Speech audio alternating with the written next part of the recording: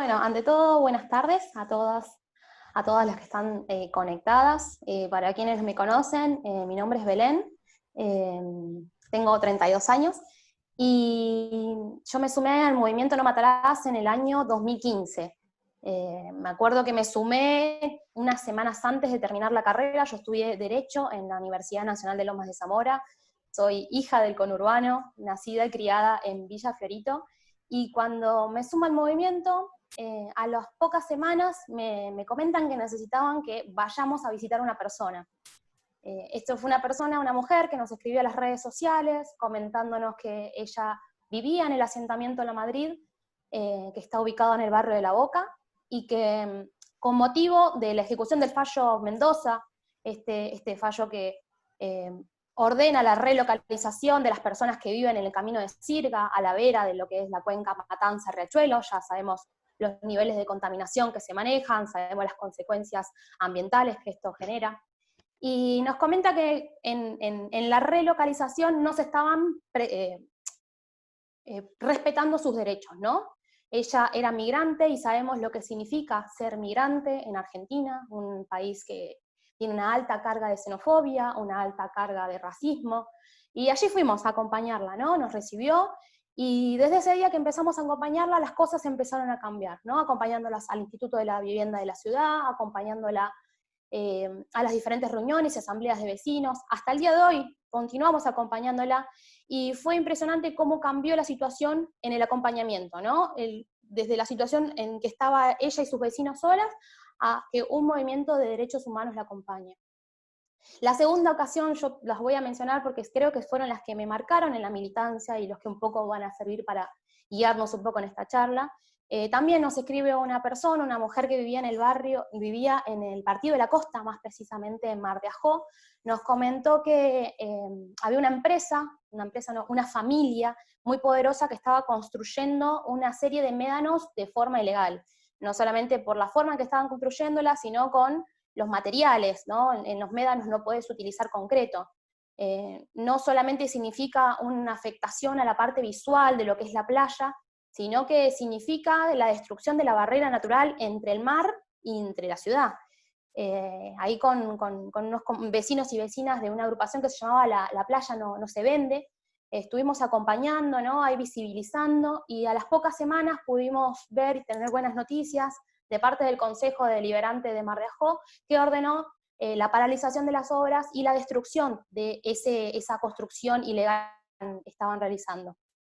Y la tercera ocasión, que creo que fue la que más nos marcó como movimiento, en una de las reuniones generales que tenemos todos los meses, nuestro director, Guillermo, el fundador del movimiento No Matarás, se acerca y nos muestra una serie de videos de lo que estaba sucediendo en la provincia de Entre Ríos, más precisamente en la localidad de Basavilbaso. Allí fuimos a conocer a Fabián Tomasi. Para quienes no saben quién es Fabián Tomasi, él era personal de apoyo terrestre a lo que son los mosquitos, son estos aviones que esparcen los agrotóxicos en los campos de monocultivo, de soja, de maíz, de diferentes monocultivos. Y él, a causa de los monocultivos y a causa de los efectos de los agrotóxicos, tuvo una infección, una polineurosis tóxica se llamaba, y lo que le provocaba una parálisis muscular grave. O sea, para que tengan una idea, una persona de 1,80 m pesando 50 kilos. Y nos contó su historia, nos contó su militancia, pero también conocimos a su mamá, Betty, quien atendía todo el tiempo, quien estaba atendiéndolo, cuidándolo, cada día, cada hora, y lo hizo hasta el momento que Fabián partió. Y creo que esas tres situaciones fueron las que más me marcaron a nivel de la militancia, y en todas ellas, en cada una de esas situaciones, de este trabajo territorial que realizamos con No Matarás, se podían ver que estas mujeres llevaban en los hombros el peso de la violencia ambiental. Violencia es todo lo que vulnere, todo lo que afecte, todo lo que traiga consigo una injusticia. Y si vamos a ser un poquito más minuciosos, hoy que estamos todo el tiempo escuchando lo que dice la Organización Mundial de la Salud, la Organización Mundial de la Salud nos dice que es el ejercicio de una fuerza o un poder sobre unas personas, sobre un grupo, que tiene como consecuencias efectos como trastornos psicológicos, problemas de desarrollo y la muerte. Y creo que esas tres situaciones son lo que vemos a cotidiano cada vez que vamos a pisar un territorio, a acompañar a las personas, ¿no? Junto con No Matarás cuando nos acercamos, que ahora ya en un ratito van a escuchar a Brenda que tiene un laburazo, y cada vez que nos acercamos vemos que esos efectos de esa violencia ambiental. Hace unos días teníamos una charla junto con gente de Jóvenes por el Clima, donde hablamos de la crisis climática como asunto de derechos humanos. Y me gusta que esto esté sucediendo, porque muchas veces en el ambientalismo se suele como pensar que son personas que tienen tiempo para luchar por derechos que son como un poco menos importantes, o que tienen la vida resuelta y pueden estar luchando por el ambientalismo. Y creo que no es nada más, es todo lo contrario, ¿no? Cuando vemos los efectos de la crisis climática, cuando vemos los efectos del cambio climático, tanto en nuestro país como en nuestra región, los sectores que más afectados se ven son las comunidades originarias y las comunidades más pobres. Y acá en Argentina, y no solamente en Argentina, sucede en muchos países de la región, y creo que en gran parte de los países, vemos que esos grupos poblacionales más pobres están compuestos en un 70% por mujeres. Y acá nos empieza a hacer un poco de ruido esta situación. Es lo que conocemos como la feminización de la pobreza, ¿no? ¿Y por qué sucede esto? ¿Por qué pasa esto? Porque somos quienes tenemos a cargo nuestro las tareas de cuidado, muchas veces invisibilizadas, no remuneradas claramente, una no cobra por cuidar a la familia. Somos quienes tenemos los trabajos más precarizados, trabajos de cuidado, que también de la misma manera son mal remunerados, y altas tasas de desocupación. Y acá empieza a colarse un poco esto de, pero si estamos hablando de medio ambiente, ¿por qué empezamos a hablar de perspectiva de género? Y acá es cuando el ecofeminismo irrumpe un poquito. Quienes piensan que este término surge desde los ámbitos académicos y que son una serie de construcciones de personas que tienen la vida resuelta, les digo que no, que el ecofeminismo surge al calor de las luchas populares, al calor en las calles. Lo vemos en Uruguay con las personas que se plantaron con las pasteras. Lo vemos en Uruguay, yo sigo muy de cerca lo que pasa porque tienen un sistema muy parecido con nosotros, ¿no? En el sistema de gestión de aguas, incluyen una perspectiva de género. Existe un impacto diferenciado en las mujeres respecto de todos los efectos que puede vivir una sociedad. En las mujeres pega de manera diferente.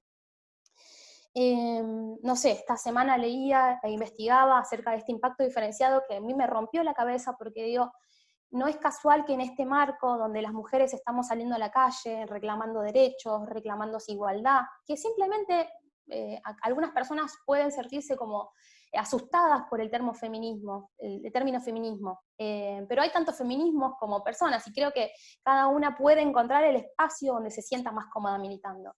Y tanto el feminismo, que busca la justicia social, y tanto el ambientalismo, como busca justicia social, pueden ir de la mano, pueden aunar una misma causa.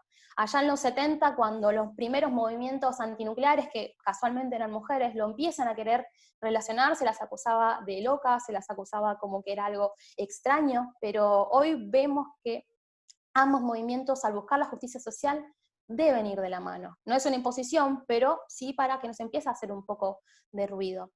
Y volviendo a esto del impacto diferenciado, miraba los efectos de los agrotóxicos. Ahí Marisa, que trabaja con la tierra, lo sabrá, ¿no?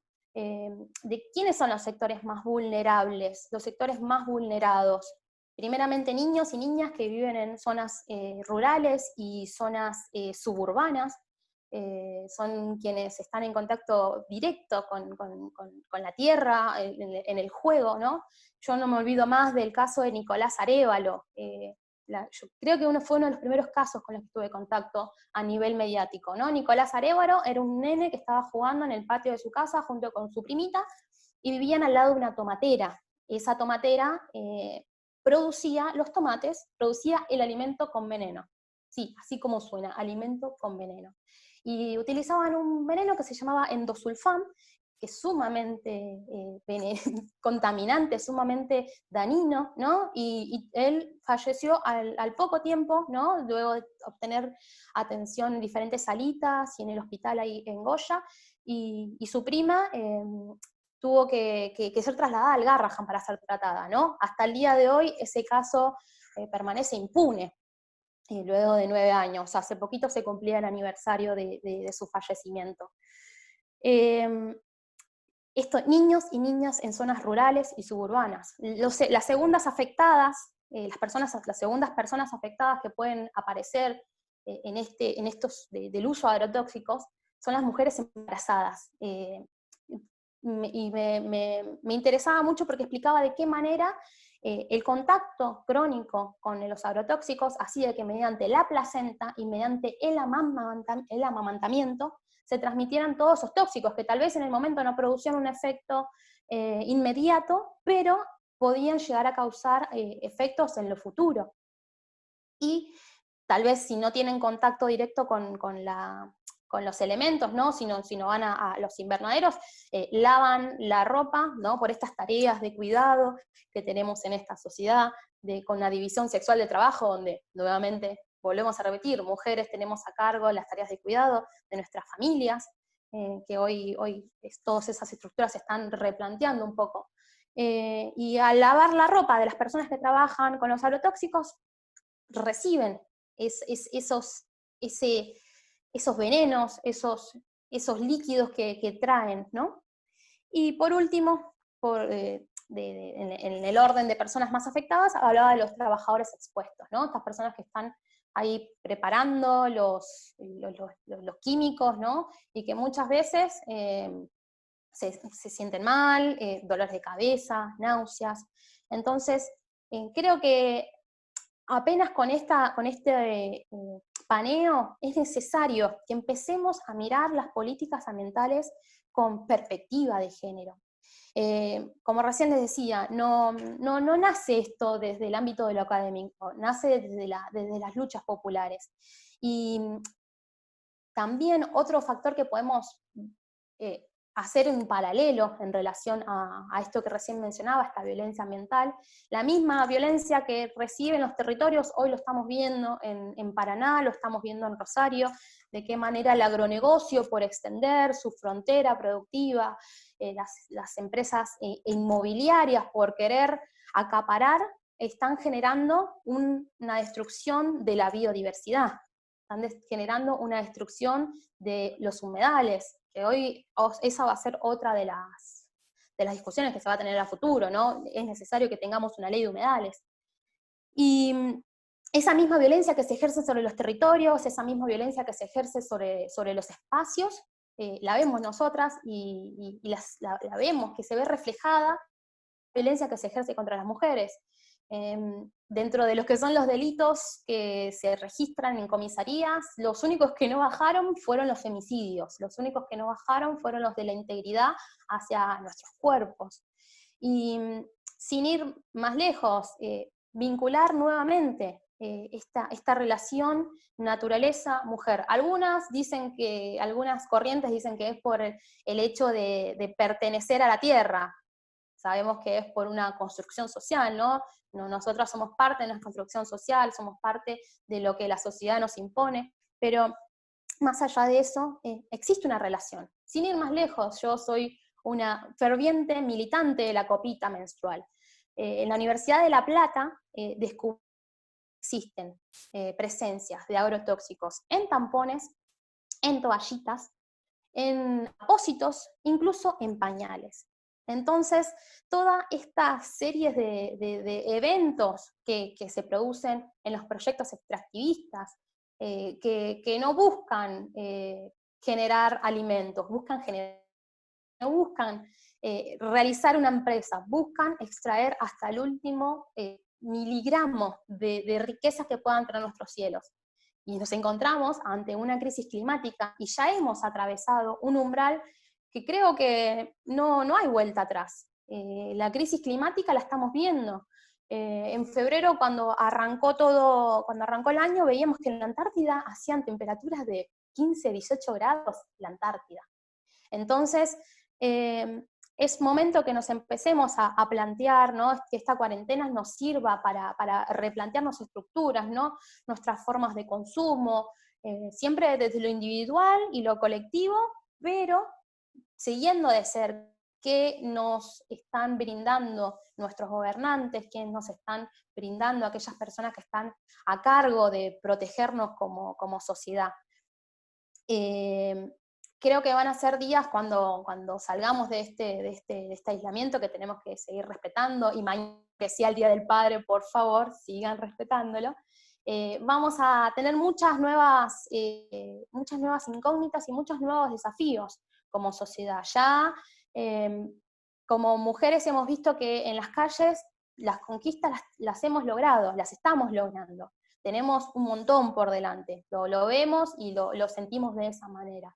Pero que a mí me gustaría mucho que esa misma cantidad de mujeres que están en la calle reclamando por sus derechos, lo hagan por nuestro medio ambiente. No puede sonar utópico, tal vez, pero es momento de empezar a aunar, ¿no?, esos reclamos, a empezar a decir, bueno, ¿de qué manera yo, desde mi posición en la que estoy, puedo empezar a contribuir? La militancia es una de las principales. Ahora estamos trabajando en conjunto con Rock and Vida, que nos venía a comentar una problemática que no está mucho en discusión, pero es el tema de los residuos, ¿no? De qué manera las personas que se encargan de recolectarlas están en contacto directo con nuestros residuos. Entonces nos dan una serie de recomendaciones y empezar a replantearnos cada una de estas acciones. ¿Es trabajoso? Claro que sí, pero es momento, creo que estos días, quienes tienen el privilegio de poder estar en casa sin guardados y guardadas, es momento de empezar a replantearnos un montón de cosas. Y creo que se va a venir muy fuerte de empezar a darle una perspectiva de género a todas las cosas que nos rodean. No sé cómo voy con el tiempo, yo suelo hablar mucho, pero más que nada eso, quería compartirles eso, y cualquier duda que tengan, desde el movimiento estamos compartiendo información, estamos compartiendo mucha data respecto de esto, y ahora vienen dos compañeras que yo las readmiro y veo que tienen un laburazo, así que les agradezco por escucharme, les agradezco por este tiempo, y bueno, estamos a disposición para lo que necesiten. Ahí. Genial, aplausos virtuales para nuestra compañera Belén Silva. Ella es una de las abogadas del movimiento No Matarás, es una de las pioneras de las marchas contra Monsanto, que después pasó a ser Bayer. Y bueno, ya saben, todos los que se sientan parte también de esta lucha pueden incorporarse al movimiento, incorporarse al área de ambiente. Es una de las luchas que se va a venir, como decíamos al principio, después de la pandemia. Mientras escuchaba a Belén pensaba en una de las frases del pastor bautista Martin Luther King, a quien en estas últimas semanas se están mencionando mucho. Él decía que lo único que necesita el mal para triunfar es que los hombres y las mujeres buenos no hagamos nada. Y yo creo que es un poco de eso, y la clave ahí está en el hacer, en el juntarnos, en el convocarnos por estas causas justas y pedir justicia, ¿no? Justicia es lo que es justo claramente, ¿no? Y es un poco a veces difícil en un mundo tan violento como el que vivimos ahora no ser violento, pero sin embargo es necesario serlo para afrontar todas estas luchas. Bien, como recién adelantaba Belén, nuestra segunda compañera, somos federales, esta vez va para el lado de La Rioja a comentarnos una de las problemáticas muy fuertes, sobre todo en estas últimas semanas también se reavivó mucho, que tiene que ver con Onogasta, pero también Brenda, que es estudiante de medicina, es militante del movimiento No Matarás, ha estado también en la lucha junto al pueblo de Famatina. Hace una semana, con uno de los compañeros del equipo de comunicaciones, estábamos viendo videos viejos, por llamarlos de alguna manera, y la veíamos ahí a Brenda, a Claudio, a Alexis, a varios ahí cortando rutas y demás. A veces cuando nosotros hablamos del movimiento No Matarás y decimos que tiene que ver, que luchamos contra la violencia desde la paz, a veces significa ir a cortar una ruta, ir a golpear un escritorio, tomar algún lugar, porque se trata de eso, siempre teniendo como objetivo y el foco puesto en la gente. Así que Brenda, te damos la bienvenida y ahí te habilitamos el micrófono para que nos puedas comentar. Hola, buenas tardes a todos. Bueno, ya me presentaron, soy de La Rioja, eh, adoptada de La Rioja, en realidad soy sanjuanina, pero estoy en La Rioja hace varios años, así que ya es mi lugar.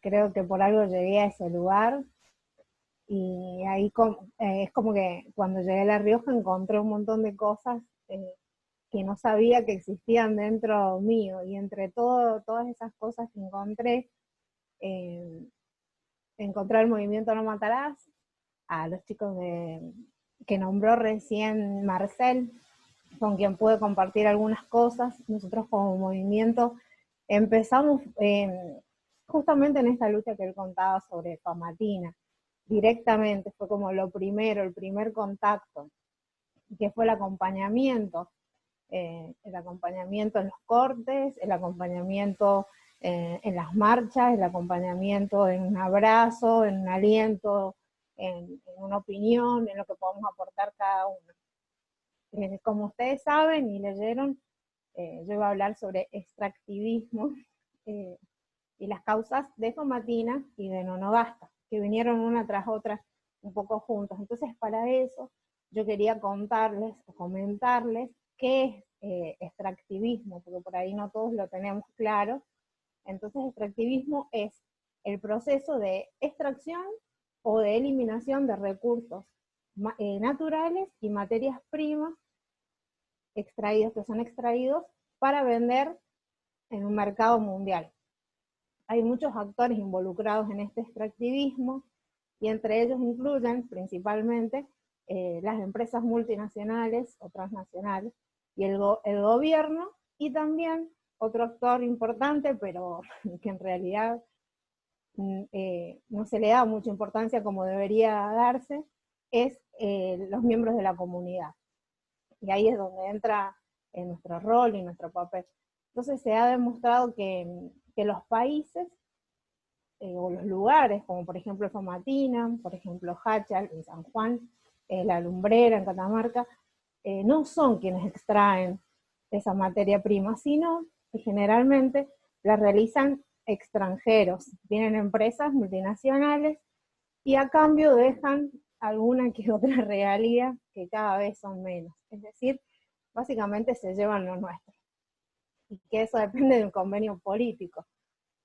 Las regalías es la participación de los ingresos o una cantidad fija que se le paga a un gobierno, en este caso, porque generalmente es el gobierno el que decide ahí, por utilizar el territorio, la tierra. A cambio de ese permiso se paga esa regalía. Bueno, el extractivismo es muy criticado porque a nivel económico deja en el lugar donde se instala, deja ahí hay fuentes de trabajo, y también esa regalía que se deja es utilizada por la propia provincia. Eso pasa, por ejemplo, en San Juan.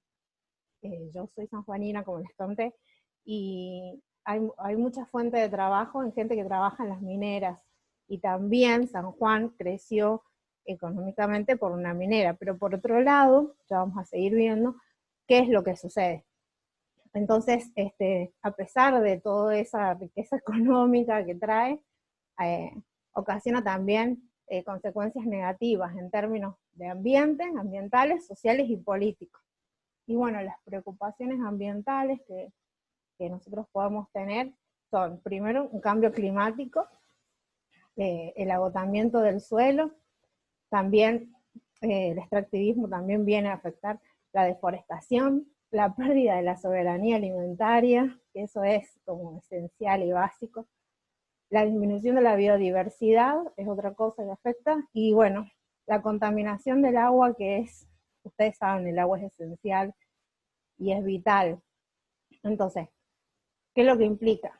¿Qué es lo que significa esto? Que las implicaciones sociales y políticas incluyen directamente, según lo que les acabo de nombrar, la violación de los derechos humanos. Entonces, unas condiciones laborales inseguras y la desigualdad de distribución de las riquezas. Y por ende, todo esto generalmente termina en un conflicto, en un lugar donde donde se le da entrada. Entonces, lo que quiero decir es que un proyecto extractivista, sea una minera, sea una deforestación o lo que sea, que se instale en un lugar, va a depender de las prioridades, más que nada políticas o del gobierno de turno, del acuerdo al que llegue con las multinacionales. Entonces, depende muchísimo de eso, y lamentablemente, como ustedes saben y lo pueden ver, las decisiones políticas, la verdad que dejan mucho que desear la mayoría de las veces.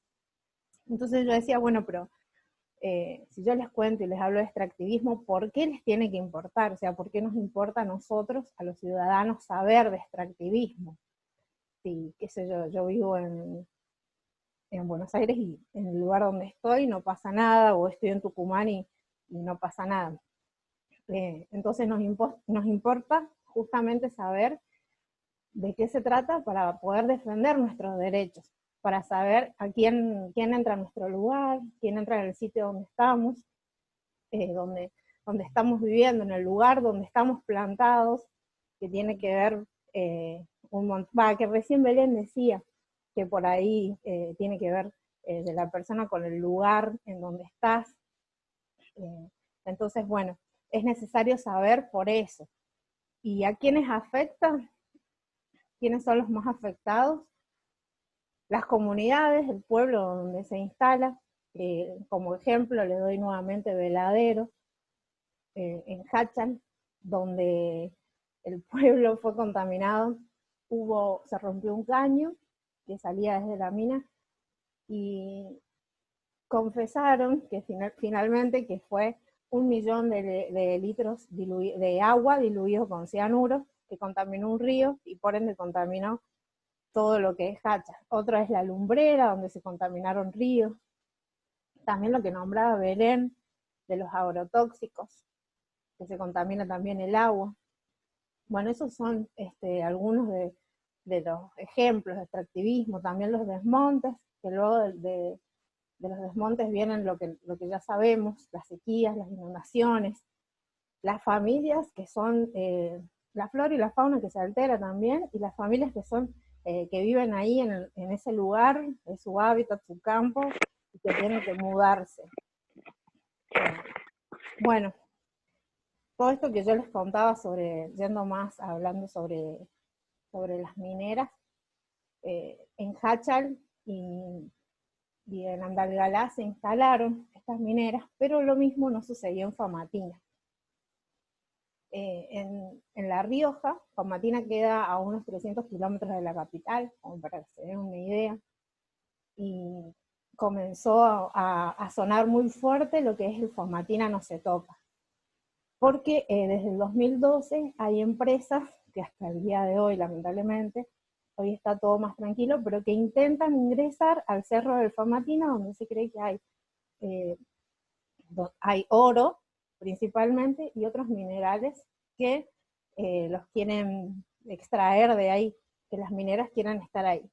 Bueno, el pueblo de Famatina se enteró que venía una minera, primero no pasaba nada, pero luego este pueblo, lo que sucedió es que se escuchó un dato muy importante, que decía que habían, que la Barrick Gold, que es la primera empresa minera que quiso entrar, iba a utilizar 1000, si no me equivoco, 1000 metros, sí, 1000 metros cúbicos de agua por día para extraer, para limpiar, también para todo el proceso que se necesita en una minera para extraer los minerales. Entonces, este pueblo le llamó la atención, ya que desde Famatina, por día, ellos tienen un caudal de 750 metros cúbicos, y que esa agua abastece a 30 pueblos aledaños, y que esos mismos pueblos viven de lo que es, conociendo un poco más Famatina. A partir de esta causa nosotros fuimos al lugar, conversamos con la gente, conocimos también otras organizaciones, y pudimos ver que la mayoría de la gente tiene nogales, tiene plantaciones peras, tiene manzanas, tiene unos duraznos espectaculares, y que viven la mayoría de eso, son fincas. Entonces, evidentemente, el agua que ellos utilizan para regadío y para consumo y demás, no la iban a poder utilizar. Entonces, lo primero que pasó con este pueblo de Famatina es que comenzaron a informarse y dijeron, bueno, ¿cuáles son los daños que nos va a ocasionar que esta minera, en este momento la Barritual, entre? Entonces, los daños son en la superficie de la Tierra, que directamente cambia la forma de la corteza terrestre y que forma gran cantidad de desechos. Bueno, esta misma explotación que es a cielo abierto, que va a ser a cielo abierto, va a impactar en la flora y en la fauna. ¿Por qué? Porque destruye por completo todo lo que es la flora, y también los animales que viven en ese lugar se ahuyentan por el ruido y también porque contaminan, el agua, entonces mueren, contaminan también su alimento, lo que ellos comen. También esto iba a traer como consecuencia la contaminación del aire, ya que se elimina por el aire un polvillo que es tóxico, porque tiene todos los químicos que se utilizan en una minera. Entonces eso también iba a producir un montón de enfermedades. Y también, también la contaminación del agua, que ya la dije, la nombré antes. Todo lo que hace el extractivismo es más o menos lo mismo, implementado en los diferentes lugares. Entonces, eso es más o menos lo que pasaba y lo que se enteró el pueblo.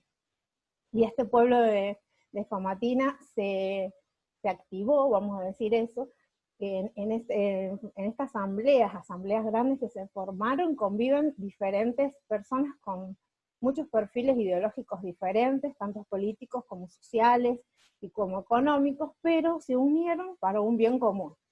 Y una característica importante de esto, que sumo para lo que decía Belén, es que la mayoría de los que luchaban ahí eran mujeres, en su total. Creo que el 80% eran mujeres.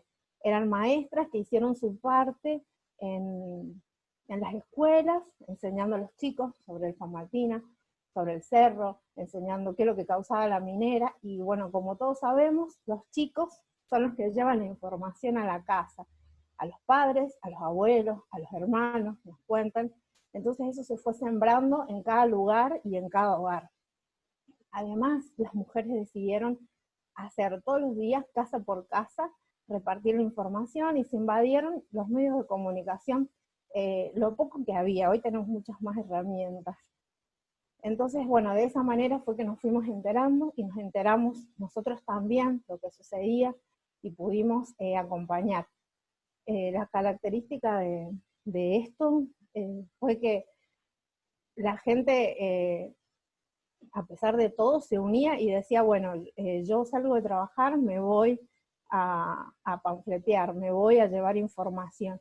Entonces, lo que ellos usaron, que es lo que yo quiero contar un poco cómo fue la lucha, fue con acampes, con marchas, encadenados, también repartición de panfletos, videos, pintadas de murales, peñas, lo que ustedes se imaginen. Y es así como pudieron echar a 5 mineras.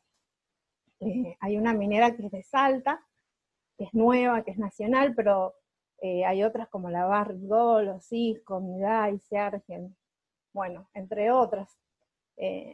Entonces ahí también surgió lo que se llama el corte del Alto Carrizal, que es un lugar donde hay una barrera, porque lo que hicieron ellos fue tapar todas las entradas que los llevaban al cerro. Entonces eran 24 horas. Bueno, ahí en ese corte es donde fuimos, donde conocimos gente de Andalgalá, de otros lugares, y pudimos aportar, estar ahí militando, acompañando, aportando lo que teníamos, lo que sabíamos, lo que estaba a nuestro alcance, luchando, uniéndonos y luchando con el pueblo por lo que estaba sucediendo, por lo que iba a suceder en realidad. También hay otro lugar donde hubo otro corte, que es otra de las entradas, querían entrar por un río, Y ahí en ese corte estuvimos con algunos compañeros, con Claudio, con Alexis, con Natacha, con Sergio, fuimos a ese corte, recuerdo que caminamos 5 kilómetros de ida y 5 kilómetros de vuelta hasta llegar, queríamos llegar donde estaba con la demás gente del pueblo, donde estaba instalada, porque había el gobernador de turno había permitido que se hiciera una exploración para que posteriormente se instale la minera. Recuerdo que no nos dejaron pasar, si estaba infantería en ese lugar, armados, tenían casi como un campamento, y bueno, estaban alertas y no nos dejaron pasar. El pueblo simplemente quería una audiencia y quería llevar una carta. Cuando hablo de pueblo, hablo de todos, porque creo que cada persona, cada organización, aún los que no eran de Famatina, los que eran de otros departamentos y hasta de otras provincias, nos sentimos parte de eso. Entonces, la importancia de defender lo nuestro. Y bueno, hay algunos puntos que, antes de que quiero hablar también de otra cosa, que quiero destacar, que me parecen geniales, muy importantes, que es la militancia. Otra vez cito lo que dice Belén, te estoy copiando, Belén. Me parece que fueron personas que no sabían nada, y que fue un pueblo que se informó sobre las consecuencias, que se informó de lo que pasaba, que fue un pueblo que se unió a pesar de sus diferencias políticas, religiosas o sociales, que es un pueblo que se mantenió vigil 24 horas, como lo hace alguien que milita, como lo hace un soldado, pongámosle el nombre que quieran, como lo hace alguien que cuida lo nuestro, y que creo que esa es nuestra tarea. Y que el pueblo no le dio licencia social, y lamentablemente, como dije al principio, uno de los actores del extractivismo es la sociedad, el pueblo. Entonces, al no dar esa licencia social, no se pudo instalar, y todas se fueron.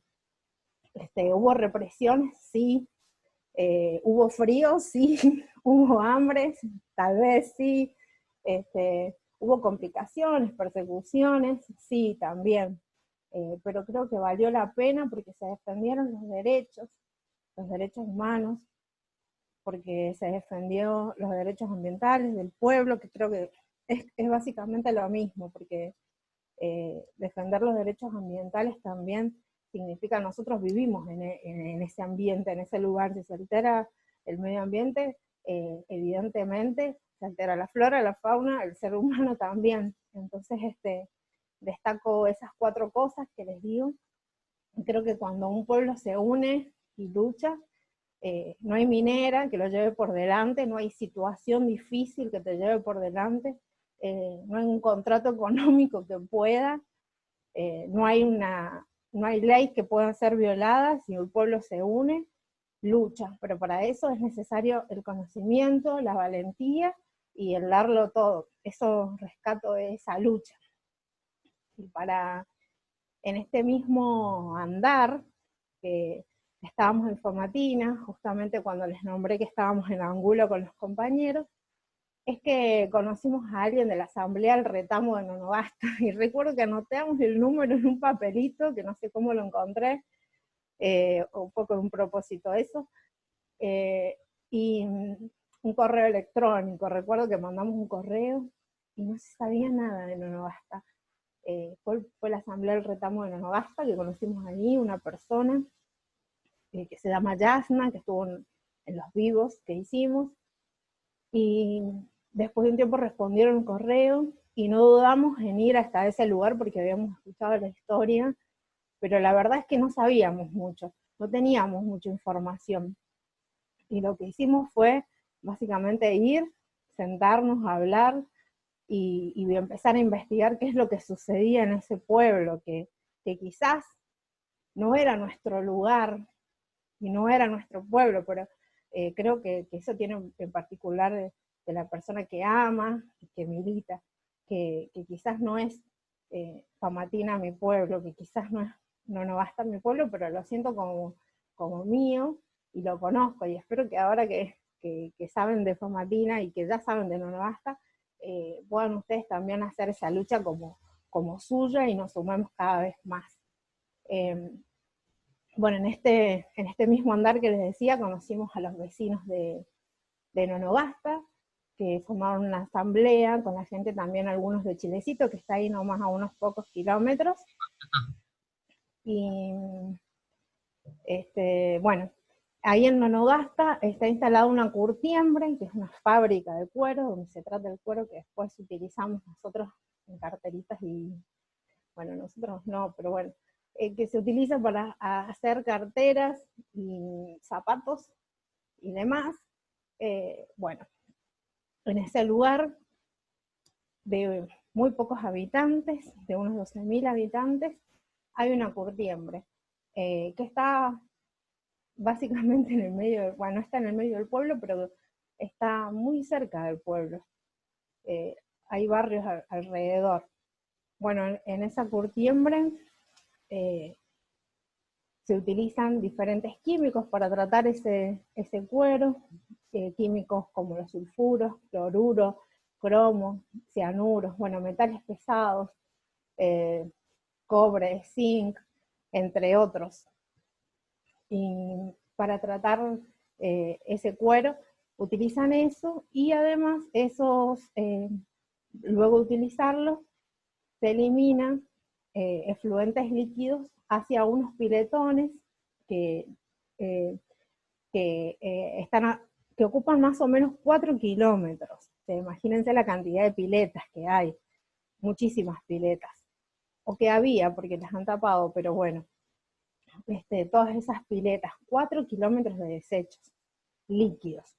Y además hay algunos sólidos también que son que directamente los eliminan y no los tratan como los deberían tratar, sino que están esparcidos en los terrenos vecinos o ahí mismo. Vos vas, y yo tengo una foto que después les quiero mostrar, o las voy a subir en algún lugar si es que estoy muy corta de tiempo, porque hablo también mucho, a las redes, para que las puedan ver. Y bueno, todo eso como si nada, es decir, no son tratados como deberían ser tratados. Entonces, estos químicos utilizados, al no ser tratados como deben ser, contaminan el agua, contaminan el suelo y por ende contaminan el aire, porque el mismo suelo contaminado se volatiliza y termina contaminando el aire.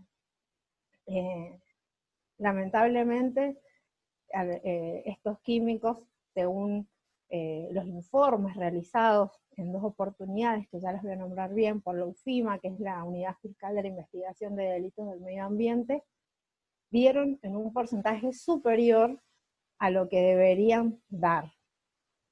Entonces, entre esos, el cromo es el que más se destaca, o también el cianuro, pero el cromo por sobre todo, que en uno de los informes dio 50 veces más de lo normal en los sedimentos que están en los piletones. O sea, lo que significa eso es que es altamente contaminante. Entonces, el cromo y las demás sustancias químicas pueden ingresar por el sistema respiratorio, inhalándolo, como les dije, por el aire, en el sistema digestivo, ingiriendo algo que tenga esos tóxicos, puede ser el agua también, la comida, y también entran por la piel, también por el aire, y van a producir, van a afectar nuestro estómago, el intestino, van a producir cáncer, son sumamente cancerígenos, afectan el sistema reproductor, sobre todo el masculino,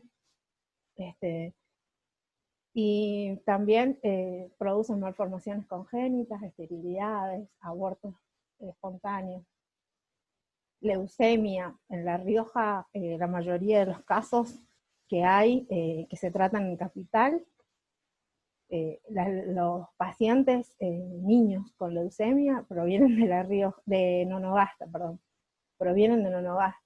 Entonces, experimentalmente o científicamente no hay nada que diga lo contrario, que diga que es un invento. Hay una realidad, hay estadísticas, y hasta si te pones a investigar un poquito más, encontrás mucho más, como hicimos nosotros, caminando, preguntando casa por casa, en 2 cuadras encontramos cáncer, encontramos gente jubilada, porque también esa es otra situación. La gracia o la gratitud de la fábrica hacia sus trabajadores, que son los que están más en peligro, llega hasta cuando el trabajador se enferma. Te hacen un estudio y si tenés una enfermedad crónica o cáncer o algo parecido, directamente quedás jubilado, eliminado del sistema. Entonces es una empresa que lamentablemente le importa muy poco la vida de las personas. Entonces ahí se ejerce nuevamente lo que explicó Belén sobre violencia. Es una violencia colectiva, porque es una violencia hacia un pueblo, daña al pueblo en todas sus formas, básicamente. No solamente la salud, sino que hay algo característico, que es que la asamblea se llama el retamo, porque el retamo es una planta que nos mostraron, no traje foto de eso, es una planta que es la única que sobrevive cerca de los piletones donde está la curtiembre. Así que bueno, es otra muestra de que lo que decimos y está comprobado realmente sucede. Entonces, lamentablemente nunca se tomó en serio el riesgo y la responsabilidad de llevar a cabo una empresa o adelante una industria que se encuentre dentro de un pueblo. No solamente por lo que se encuentre dentro de un pueblo, sino porque no cumple con las leyes nacionales y provinciales del medio ambiente, que es algo que me parece sumamente importante en cada lugar en donde estemos, que nosotros tenemos que saber que tenemos que conocer las leyes, que es lo que más allá de lo moral o lo ético que tengamos o que sepamos, esto está bien y esto no está bien, porque tenemos un juicio para saber y decirlo, es muy importante que nosotros sepamos, otra vez apelar a lo mismo, que estemos informados sobre qué es lo que sucede, qué es lo que nos avala. Así que bueno, respecto a Nonogasta, nosotros estuvimos en el año 2017 haciendo un evento muy bueno, donde se pudo visibilizar, se llamaba Nonogasta Despierta, pintamos un mural, lamentablemente en menos de una semana lo pintaron, lo mandaron a pintar, se borró. Si me siguen en Facebook pueden ver en mi muro, hay una foto, y en algunas páginas por algún lado ando, un muro bastante significativo. Lo borraron, hicimos como una especie de fiesta donde se habló, cantaron, bueno, fue como algo nuevo donde se atrajo a todo el pueblo para contar esto que sucedía en Nonogasta. Hubo atención médica, llevamos médicos, enfermeros, hubo una olla popular, hubo gente que se acercó y pudimos abrazar al pueblo, que lamentablemente muchos nos contaron el dolor, lo que sufrían, y cómo es un pueblo callado por el poder político, lamentable. Eso fue en agosto del 2017. Luego de eso salió un informe que saliera el gobernador, salió en el diario principal de La Rioja, que decía: la curtiembre no contamina más. Supuestamente pusieron una planta que trataba todos los desechos, lo cual realmente no es efectivo como se dijo, y gracias a todo lo que se estuvo haciendo, y las luchas, y las marchas, y todo lo que se hizo en el año 2018, la justicia federal, luego de estos estudios de la UFIMA, dicta una medida cautelar que consiste, para la curtiembre, que consiste en remediar todo el daño producido y en poder cambiar algunas cosas para que esta curtiembre no contamine, y plantear un plan de saneamiento, así se llama, un plan de saneamiento, lo cual lamentablemente no fue cumplido. Sí se taparon los piletones, supuestamente se eliminaron los caños de los efluentes, lo cual no es verdad, y también se debía instalar un pulmón verde, el cual, si ustedes lo ven, es sequísimo, seco, seco, seco, nunca algo tan seco. Y bueno, en el año 2019 hubo una cita con el juez, y luego con el fiscal, en que pudimos acompañar a la asamblea, pudimos hablar, exponer, llevar datos de la gente que murió, que falleció, de lo que sucede, estadísticas, de lo que se podía, ¿no? Y finalmente exponer esto a la fiscal, y la UFIMA, junto con Gendarmería, fue otra vez a extraer muestras para que estas muestras puedan ser examinadas. Y otra vez se volvió a constatar de que los valores de los químicos eran superiores a los que debían ser. Es decir, que la curtiembre seguía contaminando a pesar de que los piletones estuvieron tapados, y se descubrió un caño que no estaba tapado. Y bueno, ahí quedó todo ahí. Se esperaba una respuesta hasta que finalmente, ahora, en esta cuarentena impensado, pero posible, es que salió un dictamen de la Fiscalía para el cierre preventivo de la curtiembre. Es decir, el cierre preventivo quiere decir que, ya que la medida cautelar, que no lo mandaron a cerrar con la medida cautelar, sino que les pidieron que remedien eso, no lo hicieron, ahora lo cierran hasta que puedan asegurar que no están contaminando al pueblo, que no irrumpen con las leyes. Entonces estamos a la espera de lo que va a decir el juez. Esperamos que tenga en cuenta todo, que realmente sea algo favorable. Entendemos que hay trabajadores, pero también rogamos porque esos trabajadores puedan tener su trabajo como debe ser, que puedan tener salud, sobre todo, sus derechos, y que bueno, que esto tenga un buen fin. Esperamos una buena respuesta. Sabemos que habían reuniones políticas sobre este tema con el juez. Esperamos que el juez sepa, él ya sabe todo, que tome una buena decisión sobre lo que se viene y sobre lo que sucede en Nonogasta.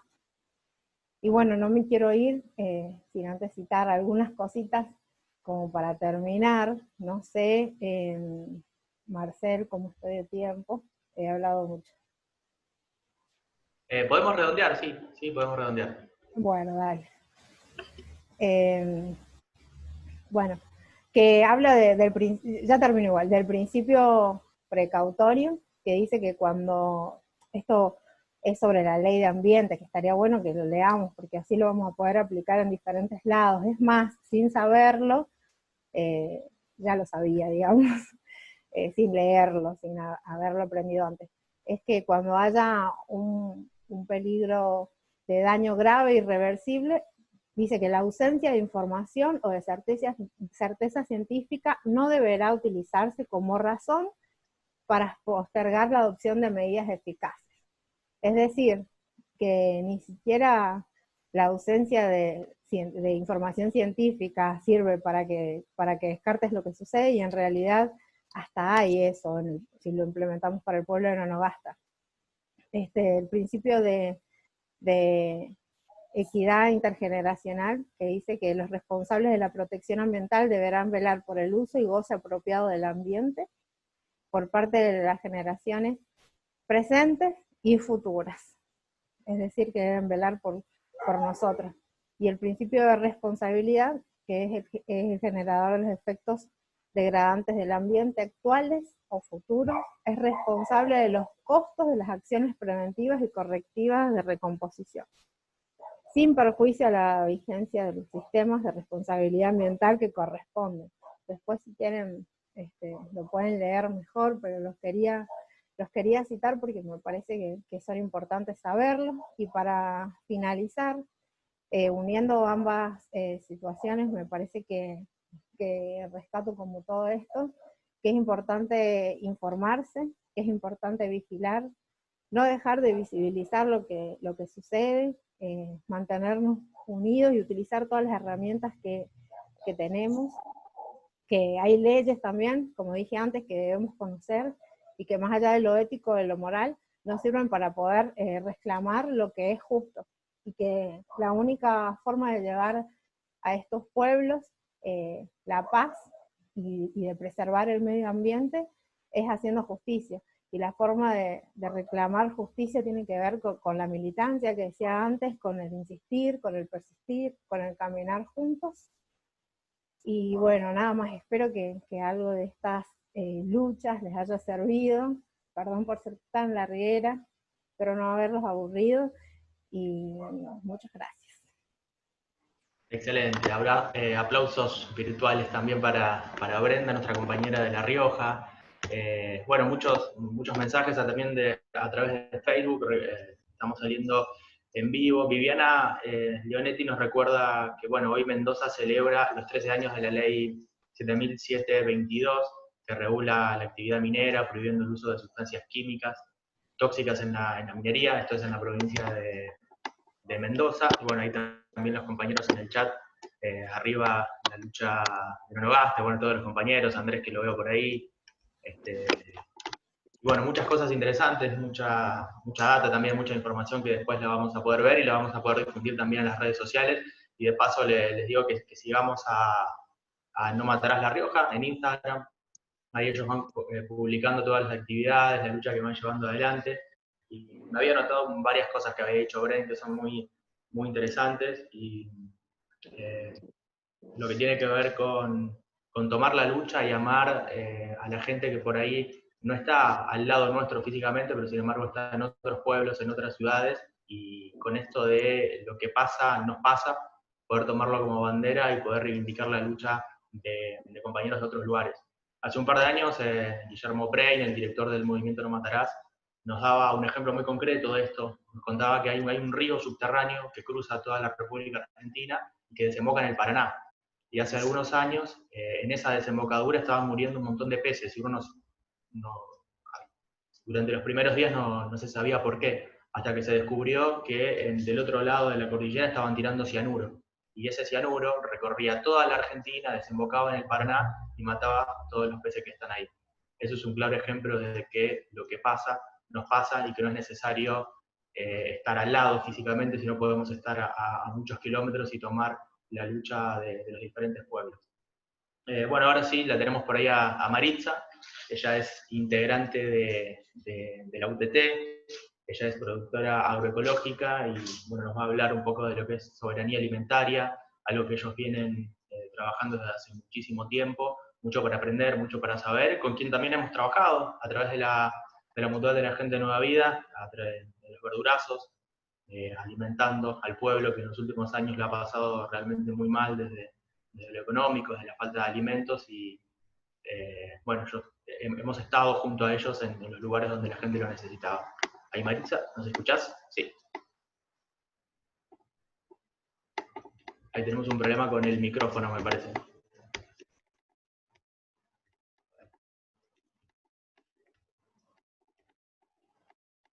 ¿Tenés auriculares? Por ahí si te sacás el auricular.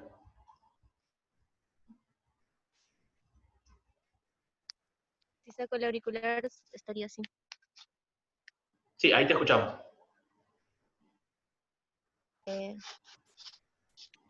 Bueno, soy Maritza, de la Unión de Trabajadores de la Tierra, una organización de pequeños productores que en sí nos organizamos para empezar a resolver nuestros problemas cotidianos que tenemos en nuestro trabajo, en la vida misma. Estamos en 16 provincias de Argentina, somos casi ya 20.000 familias de pequeños productores de verduras, de frutas, hacemos cría animal, productos artesanales, apicultores, también hay pescadores, compañeros que hacen medicina natural. Y bueno, nuestras principales luchas son la lucha por el acceso a la tierra, la igualdad de género, la soberanía alimentaria, muchas cosas que a nosotros nos afectan, los vamos discutiendo en nuestros núcleos de base, que son de 100 a 150 familias productoras que empezamos a discutir estas cosas que afectan a nuestro trabajo, a nuestra vida, y vamos buscando soluciones, ¿no? y en esas soluciones nosotros empezamos a dividir responsabilidades y es por eso que nos dividimos, nos organizamos en áreas.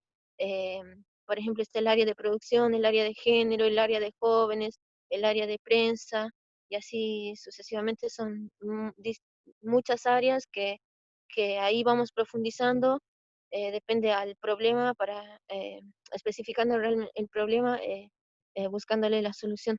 Y ya hace más o menos desde 2014 que nosotros venimos trabajando en el área de producción con el consultorio técnico popular que está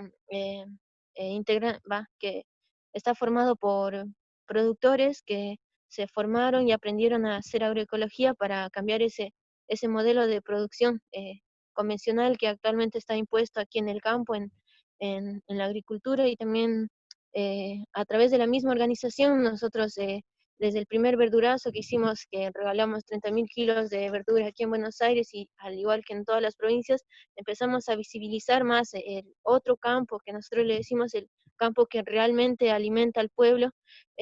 Empezamos a visibilizarlo porque en sí estaba abandonado, nadie nos tomaba en cuenta. Siempre era como la prioridad en todo sentido para ese modelo agroindustrial exportador que produce soja y el único objetivo es generar más ganancias, tienen el latifundio, acumulación de tierra, y nosotros del otro lado, el campo que alimenta, estábamos abandonados en sí con las políticas, lo que nosotros visibilizamos en los verdurazos, en los feriazos, en los alimentazos que hicimos fue la situación que están actualmente los pequeños productores, que realmente son los que alimentan al pueblo, y empezamos a pedir políticas públicas. Una de esas es una ley que presentamos en el año 2016, la ley de acceso a la tierra, que en sí consiste en que nosotros los pequeños productores podamos acceder a un préstamo donde tenga con bajos intereses, donde nosotros en vez de estar pagando un alquiler de la tierra, un arrendamiento, con el tiempo estemos pagando nuestra propia tierra. Y es una de las formas que nosotros encontramos una solución, porque más del 90% de los pequeños productores no somos dueños de la tierra, o o en las provincias donde hay compañeros que tienen tierra, no tienen acceso al agua, o también están limitados a un montón de problemáticas, por ejemplo, las semillas, cosas fundamentales para poder producir, y más, nosotros venimos luchando para cambiar este modelo al cual estamos atados, este modelo con todo el paquete tecnológico, desde empezando por los agroquímicos, la maquinaria y también la tecnología que a veces no está adecuada, cada vez te hace invertir más, pero en sí estamos viendo que cada vez nos sirve, por ejemplo, los invernaderos que nosotros tenemos, por ejemplo, en La Plata, en Buenos Aires, cada vez son menos resistentes por todo el cambio climático también, y hace que toda tu inversión en un temporal, todo lo que pudiste construir en un día se te puede perder, se rompe, y el hecho de no ser dueños de la propia tierra también hace que nosotros cada vez que venden esa tierra o la ciudad va avanzando, o también a través de la especulación de las inmobiliarias van subiendo los precios de los alquileres, nosotros tenemos que ir rotando, tenemos que ir a otro campo donde tenemos que empezar de cero a producir en una tierra, y esas cosas nosotros vamos viendo y vamos en la misma organización dividiendo eso sí responsabilidades. Por ejemplo, hay compañeros que se capacitan en electricidad para poder tener nosotros una vivienda segura donde eh, eh, nuestra familia en sí pueda vivir y también sea resistente a cada temporal, porque sí son viviendas precarias en las cuales vivimos, por el hecho de que nosotros no somos dueños de la tierra y sabemos que en poco tiempo nos vamos a ir. Y también en el área de producción, con el consultorio técnico popular, venimos capacitándonos para poder cambiar ese modelo de producción al cual estamos atados hacia la agroecología. En sí, tuvimos talleres ya el 2014, después en el 2017 reforzamos a nivel nacional, haciendo talleres de agroecología en las distintas provincias, encuentros nacionales con Jairo Restrepo, por ejemplo, David Vázquez, referentes mundiales de la agroecología, empezando a recuperar también esos saberes que nosotros teníamos antes, nuestros padres, nuestros abuelos que fueron productores, ellos no tenían ninguna necesidad de utilizar estos productos de síntesis químicas que ahora en la actualidad la mayor parte de los productores son dependientes para poder producir. Y empezamos a recuperar esa cultura, ese conocimiento que eh, el modelo, el capitalismo fue arrasando, haciendo olvidar a los productores que existen otras formas de producir.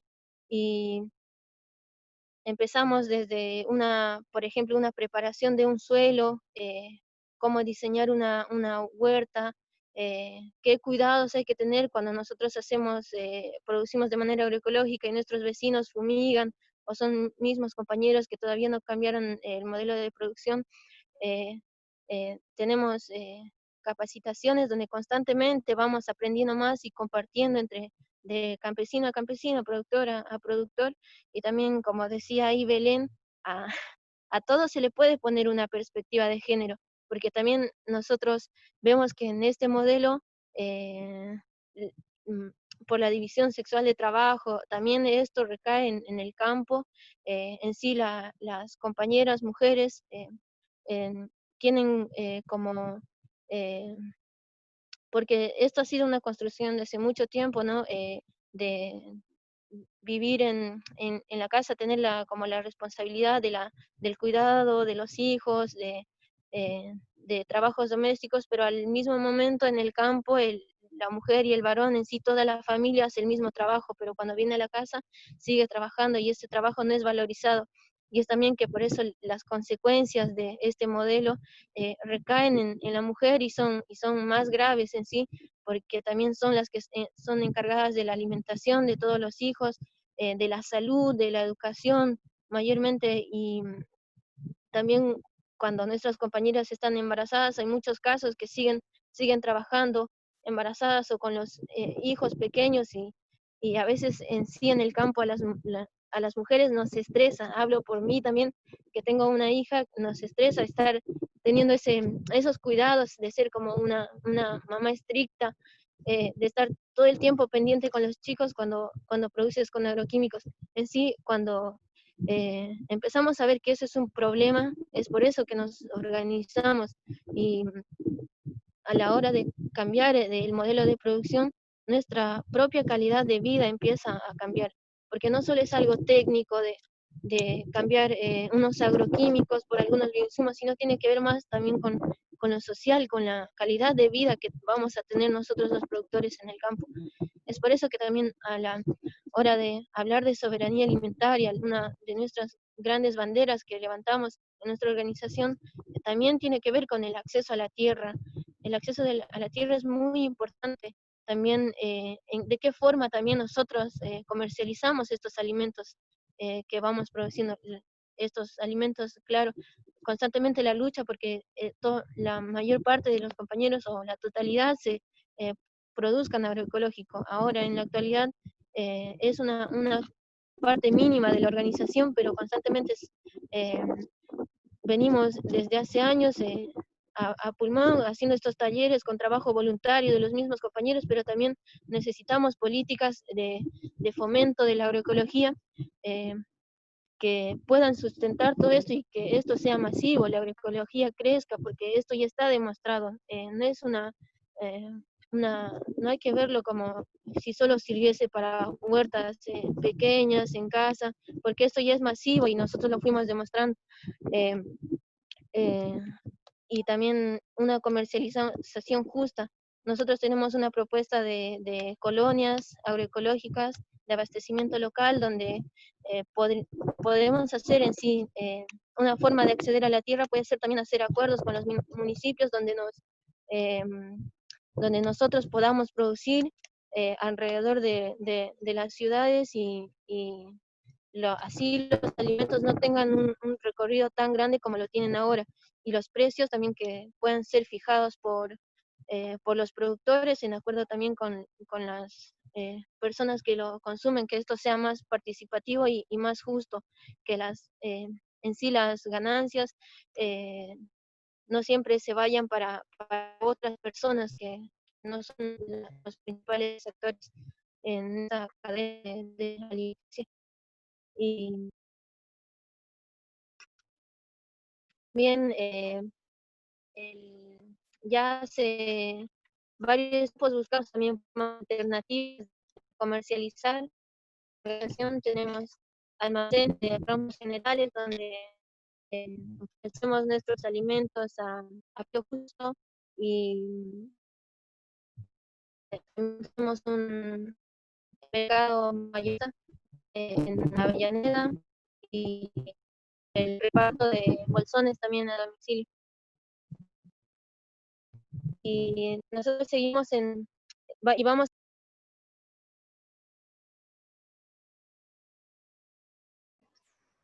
Creo que la perdimos, ¿no? Bueno, ella estaba en La Plata, Maritza íbamos a tratar de contactarla. Ya estaba en La Plata y bueno, el pronóstico del tiempo anunciaba tormentas y lluvias para esos lugares, así que debe ser un problema con internet lo que tenía recién. No sé si hay alguien que tiene alguna... Era muy interesante lo que estaba escuchando, nosotros tomamos las banderas de la soberanía alimentaria y hemos hecho varias actividades también con la UTT a través de la Mutual Nueva Vida.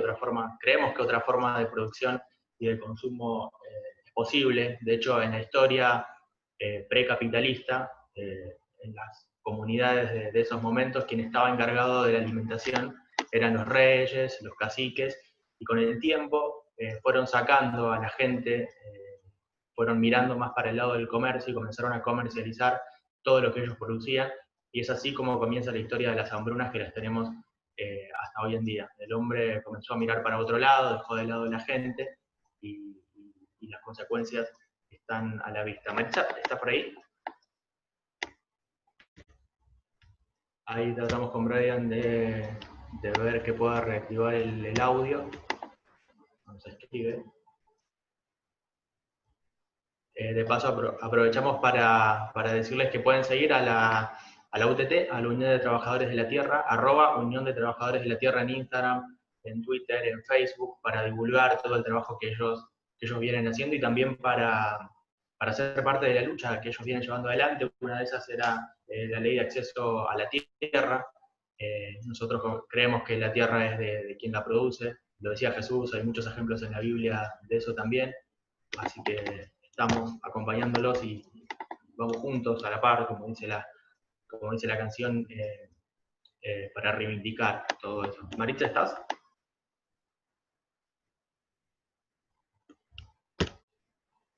¿Alguien la ve por ahí o no? No, todavía no. Mientras tanto, mientras se soluciona el tema de Maritza, qué curioso que ella esté mencionando de que un modelo de producción diferente es posible.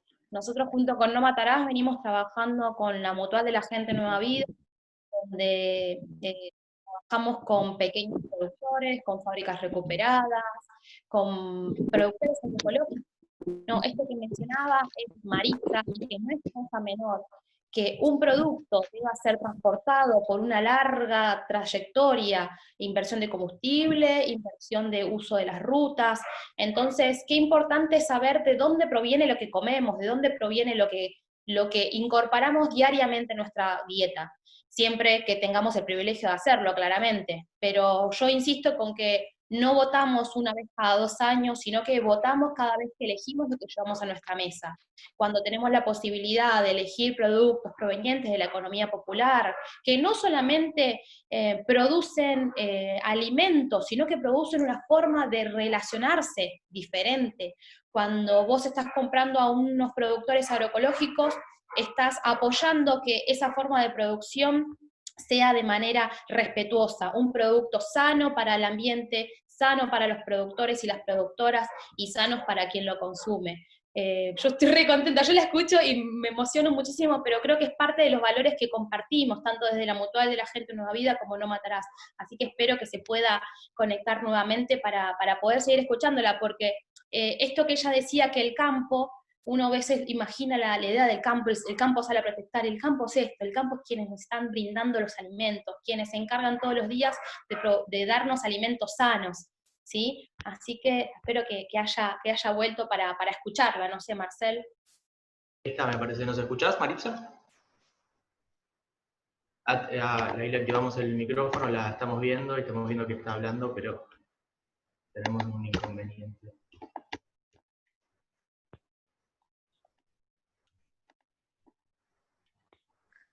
Hola, Ahí sí, ahí te escuchamos. ahora sí se escucha. Ahí te escuchamos, perfecto. Bueno, decía que en sí ya hace varios años el gobierno anterior también le daba mucha prioridad al otro modelo de producción, al agroindustrial, y a nosotros siempre era solo con políticas de emergencia, algo pequeño, insignificativo en sí, algo que no cambia la realidad de los productores.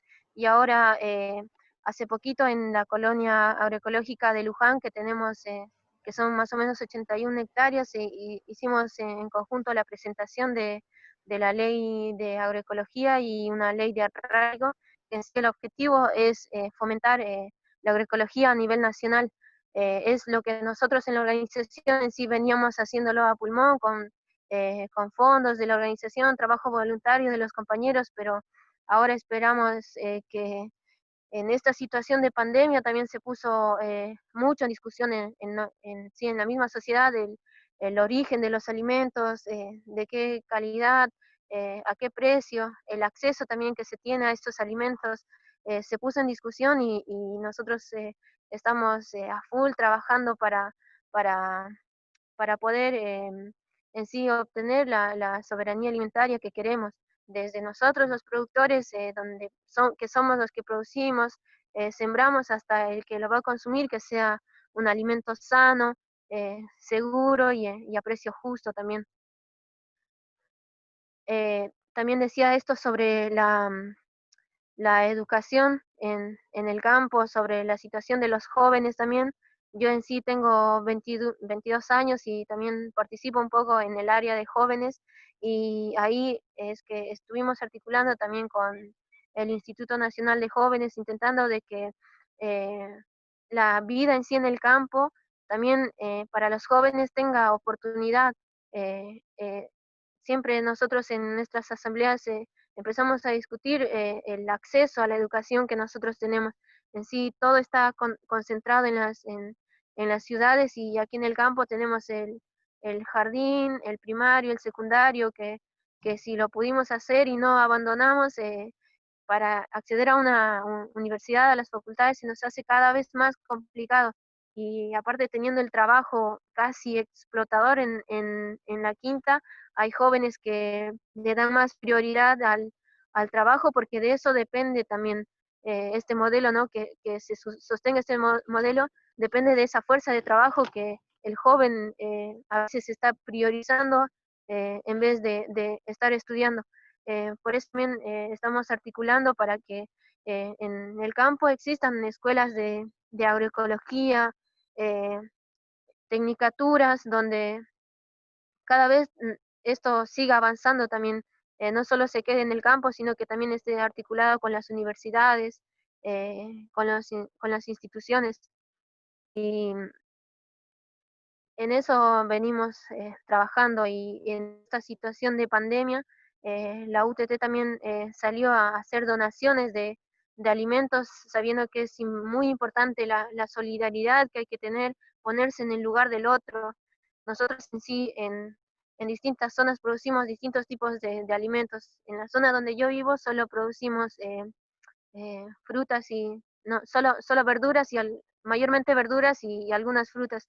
En la zona sur es donde más hay cría animal, pero en sí tenemos los alimentos, pero también necesitamos organizarse para poder acceder a los fideos, aceite, azúcar, cosas que en sí por ahora no las estamos produciendo en zonas, y también ponerse en el lugar de las personas, de los sectores más vulnerables, y hicimos una asamblea con más de ciento y algo de organizaciones para poder para ver la forma en la cual estos alimentos que nosotros producimos lleguen de manera directa a, a los barrios, a los comedores populares, a las ollas populares, y, y es así como también esta acción de solidaridad hace que el pueblo esté más unido y realmente esta lucha que tenemos nosotros en el campo sea transversal, porque es una lucha por unos alimentos sanos, justos, en sí la lucha por la soberanía alimentaria. Creo que es lo que quería contar. Si alguno más, si me quisieran preguntar de alguna cosa específica, también eh, puedo seguirles contando. Realmente nos emociona un montón poder escucharte, inclusive en tu vocabulario es muy el vocabulario que utilizamos nosotros entre nuestros compañeros para hablar de las distintas problemáticas que nos aquejan a todos y a levantar las banderas de la soberanía alimentaria. Inclusive hoy un amigo me mandaba una noticia de Europa, en Francia, a raíz de la pandemia del coronavirus, quieren convocar una conferencia con países europeos para discutir la soberanía alimentaria, porque en el fondo saben que es la verdadera salida a todo esto que nos está pasando, hay que dar una verdadera discusión de fondo, mientras en los medios se habla muchísimo de lo que está sucediendo en Estados Unidos y algunos descubrieron las desigualdades en el norte recién ahora. Creo que hay que mostrarles y hacerles vernos las desigualdades que tenemos en nuestros territorios. Abrimos el lugar para alguien que quiera hacer alguna pregunta, conocer un poco más del trabajo, o hacer preguntas entre ustedes, Brenda, Belén, Maritza, que lo pueden hacer al chat o pueden levantar la mano y le habilitamos el micrófono. Ahí Valeria dice, Maritza, una maravilla todo el trabajo, agroecología, la única salida. Bueno, si hay alguien para hacer una pregunta, les recordamos también que estamos transmitiendo vía Facebook, ahí está Brian en los controles, como de cada encuentro. Eso va a quedar grabado ahí, también en YouTube, en la página del Movimiento No Matarás. Por supuesto, seguir todo el trabajo en @trabajadores de la tierra, en la página de los compañeros y las compañeras de la UTT. Así que si alguien más quiere comentar algo.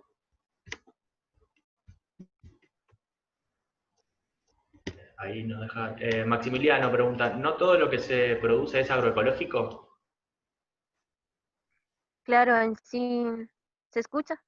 Sí, sí, te escuchamos. Ah, claro, en sí, en lo que se está comercializando a través de los almacenes de ramos generales, en el mercado mayorista que tenemos, eso sí es agroecológico y tiene, hace poco empezamos a hacer una certificación que es muy parecida a una certificación participativa, donde en sí se encarga el consultorio técnico popular de poder hacerla y asegurarle a, a los que están comiendo los alimentos que estamos produciendo, asegurarle que esto es agroecológico.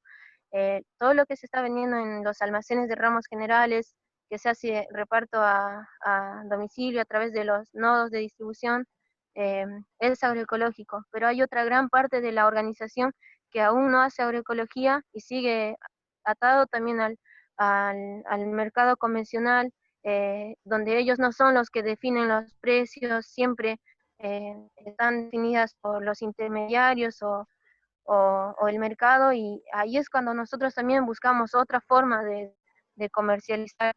Y ya solo en el Cinturón Hortícola de La Plata nosotros tenemos 200 familias que producen agroecológico. Normalmente producen de 1 hectárea a 2 hectáreas por familia, y en las otras provincias aún no tenemos la cantidad exacta de compañeros, porque cada día se van sumando. Nosotros en la Cotepo todos los días sábado, en los núcleos, en las bases, vamos 3 o 4 productores o 2 que ya producimos de manera agroecológica a enseñarles, a compartir saberes con otras 150 familias, y es así que todos los días se van sumando más compañeros y compañeras a producir agroecológico, no solo en Buenos Aires, sino también en las 16 provincias que tenemos, y en las otras provincias también tienen sus almacenes, sus ferias, otras formas de comercializar más con menos recorrido de los alimentos y también de manera más justa, y que en sí los productores y los consumidores hasta también puedan hablar y compartir recetas, los que están consumiendo los alimentos puedan saber de qué manera se produce, en sí interactuar con nosotros. Eso hace también, nos hace llevar a más redes de confianza, donde a nosotros también nos da más fuerza cada vez que una persona nos felicita o se ve contenta por encontrar un alimento sano y que lo haya podido acceder, porque en sí estos alimentos que vendemos son accesibles para el pueblo, no como hay otras empresas orgánicas que mm, realmente lo venden carísimo y pareciera que solo los alimentos que no están curados con agroquímicos son para la otra clase, ¿no? Totalmente, y estamos viendo que cada vez más personas, más familias eligen los comercios cooperativos donde ir a realizar las compras. Lo estamos viendo mucho en la ciudad y en provincia de Buenos Aires. Algunos comentarios que nos llegaron, bueno, por ahí, Daniela en el chat dice felicitaciones por su trabajo, gracias por informar y difundir estas problemáticas. Rosa Maritza, vamos por la tierra para todos, con igualdad de género, vamos a luchar contra el patriarcado latifundista. Luz ahí en Facebook también, creo que este es un comentario para Brenda, nos había dejado, excelente compañera, cuánta enseñanza, cuánto compromiso, cuánto amor, muchas gracias. Vivi, muy interesante, inspiración, resistir, empoderar, enseñar, cuidar. Una pregunta, Maritza, por acá. ¿Podríamos asegurar que Argentina es pionera en materia de soberanía alimentaria? Aún no. En sí, la mayor parte de lo que se produce no está con el objetivo de darle ese derecho a cada persona, el derecho a un alimento sano, seguro y soberano, sino que está tomado más en la mercancía, en todo lo que la mayor parte de la soja, de los cereales que se producen se exportan muchas veces para alimentos para animales, y en sí esa soberanía le falta mucho para construirla. Vamos construyendo en sí, en las mismas organizaciones sociales, no solo la UTT aquí en Argentina, hay otras organizaciones campesinas también que siguen luchando todos los días y también compartiendo las luchas con Brasil, con otras organizaciones que hicimos también encuentros de agroecología, de semillas, de capacitaciones de cómo reproducir, conservar, mantener las semillas y tiene que ver todo con un conjunto de cosas que en sí todo este tiempo las vimos que no le dieron prioridad, no le dieron importancia y solo era ese objetivo de las ganancias y de acumular renta y riqueza que eh, muchas veces dejaron por afuera nuestra salud, la salud desde del que produce hasta el que termina consumiendo. Sí, y no te quepa la menor duda que acá estamos, acá tenés a compañeros y a compañeras que vamos juntos en ese camino.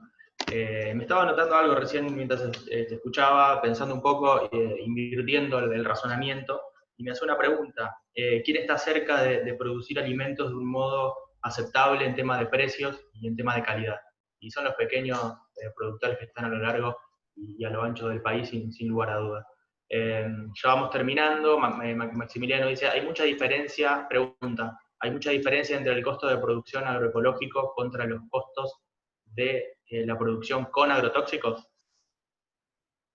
Sí, es mucha diferencia. Nosotros cuando hace poquitos años atrás, donde hubo un montón de inflación y como todos estos insumos de síntesis química están cotizados al dólar, empezaron a subir los precios a las nubes y era algo insostenible para nuestra producción, y ahí es cuando también muchos compañeros se empezaron a sumar, porque los costos en sí, a comparación cuando haces una producción convencional a una producción agroecológica, disminuyen casi un 70%, porque todos los abonos orgánicos, los bioinsumos, los caldos minerales, el diseño que vos haces en la quinta, todos los ingredientes que utilizamos para hacer estos insumos lo encontramos en el mismo campo o son muy accesibles y fáciles de conseguir.